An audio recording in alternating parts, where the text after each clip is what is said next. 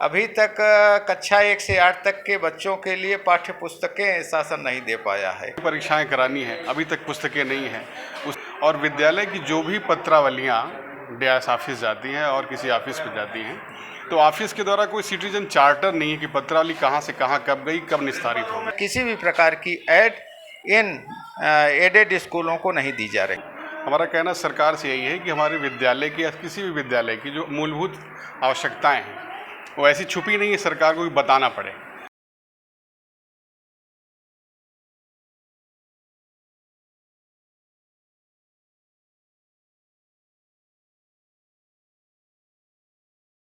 नमस्कार, मैं इस समय मौजूद हूँ MKSD इंटर कॉलेज में, जो कि पेपर मिल कॉलेज निशादगंज में है। इस चैनल के माध्यम से जैसा आपने देखा, उत्तर प्रदेश में शिक्षा जागरूकता के लेकर के लगातार प्रयास किए जा रहे हैं, जिसमें मैंने लखनऊ ज़िले के कुछ अशासकीय सहायता प्राप्त विद्यालयों का निरीक्षण किया। समस्याएं जो भी निकल करके आई आप लोगों के समक्ष मैंने रखने का प्रयास तो किया ही है, लेकिन आज इस चैनल के माध्यम से मैं एक पहल करने जा रहा हूँ। एक सामाजिक संस्था मेरे साथ जुड़ी हुई है जिसका नाम है गुल्लक। तो अभी उनके जो भी फाउंडर हैं मैं उनसे भी आपको इंट्रोड्यूस करा दूंगा।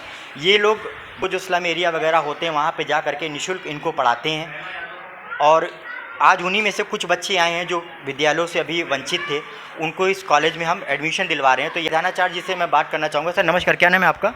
मैं राम बहादुर सिंह, प्रधानाचार्य MKSD inter college Nishatganj. Sir पहले तो आपका मैं बहुत बहुत धन्यवाद दूंगा कि मैंने आपको एक बार फ़ोन किया और आपने मुझे विद्यालय में आने की अनुमति दे दी और इन बच्चों को आपने एडमिशन की अनुमति प्रदान करी। इसके लिए मैं आपका अपने चैनल से आभार व्यक्त करता हूं। और सर मैं ये जानना चाहूँगा कि आज से ठीक 1 साल पहले मैंने आपके विद्यालय को कवर किया था। तो क्या अभी आपके विद्यालय में किसी प्रकार का कोई सुधार हुआ है या अभी समस्याएँ एज इट इज़ हैं जो आपने हमको बताई थी? शासन की ओर से तो कोई सुधार नहीं हुआ है। जो हमारे पास संसाधन है उससे हम सुधार कर रहे हैं बच्चों के हित के लिए, और पढ़ाई में भी गुणवत्ता ले आ रहे हैं। और अभी तक कक्षा 1 से 8 तक के बच्चों के लिए पाठ्य पुस्तकें शासन नहीं दे पाया है। कई बार मैंने प्रयास किया, जहां से पुस्तक मिलती है तो कहते हैं कि आप अभी मत आइए, अभी बेसिक स्कूलों को दी जा रही है, एडेड स्कूलों को सबसे बचेंगी तो बाद में दी जाएंगी, नहीं तो नहीं दी जाएंगी। इसके लिए आपने शिक्षा निदेशालय को इसकी कोई जानकारी दी है कि अभी तक विद्यालय में पुस्तकें नहीं आ पाई हैं?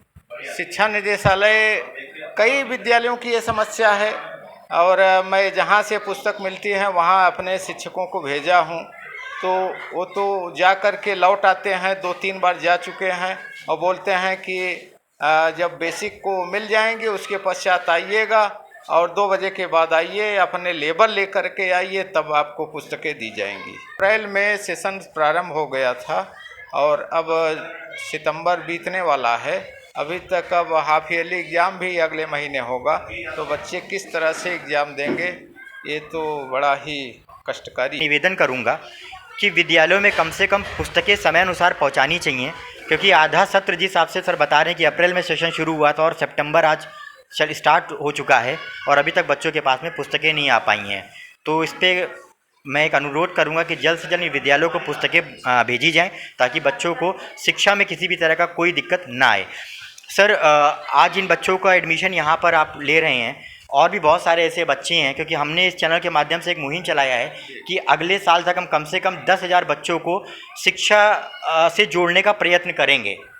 और अगर आपका मुझे किसी प्रकार का सहयोग चाहिए हो तो क्या आप उसके लिए तैयार हैं? सहर्ष तैयार हैं। हमें तो बड़ी प्रसन्नता होती है कि जब हमारे विद्यालय में बच्चे रहते हैं, और मैं तो जितने भी बच्चे आप ले आएंगे सबका एडमिशन कर लूँगा और सबको पढ़ाई करवाऊँगा। सर हम आपका बहुत बहुत धन्यवाद देंगे। इसके अलावा आप कोई इस चैनल के माध्यम से अपनी बात रखना चाहते हो अपने विद्यालय को लेकर के? मेन चीज़ देखिए, हमारे विद्यालय जैसे एडेड विद्यालय हैं, इनको न तो सरकार से कोई सहायता मिलती है, न तो चाक डस्टर के लिए कोई सहायता मिलती है। कक्षा 1 से 8 तक तो निःशुल्क शिक्षा कर दिया गया है, और 9 से 12 तक के लिए मात्र 23 रुपये फीस है।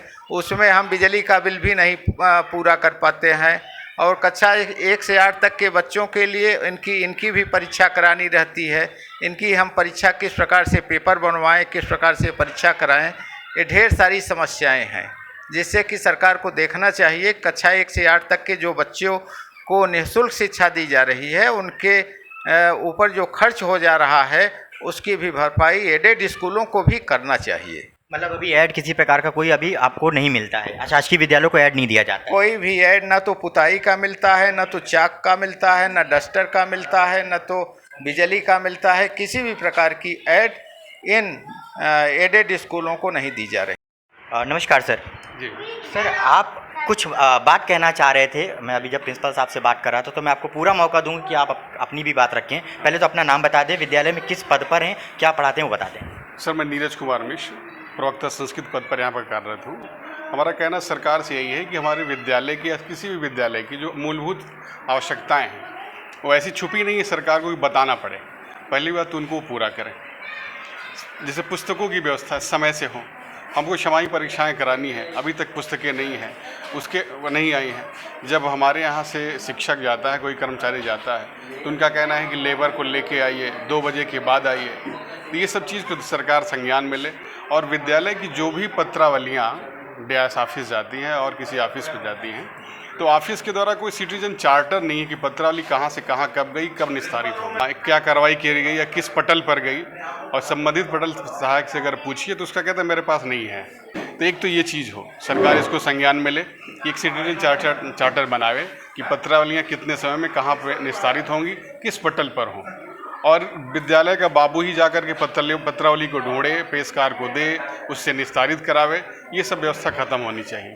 और विद्यालय में समय से शिक्षकों का उपलब्ध कराया जाना। शिक्षक हमारे यहाँ जैसे चाहिए 20-25, शिक्षकों की संख्या 8 है, तो कैसे पढ़ाई हो पाएगी? एक बच्चे को 2-2, 3-3 क्लासेस देखनी पड़ती हैं। तो ये सब चीज़ें सरकार संज्ञान में ले।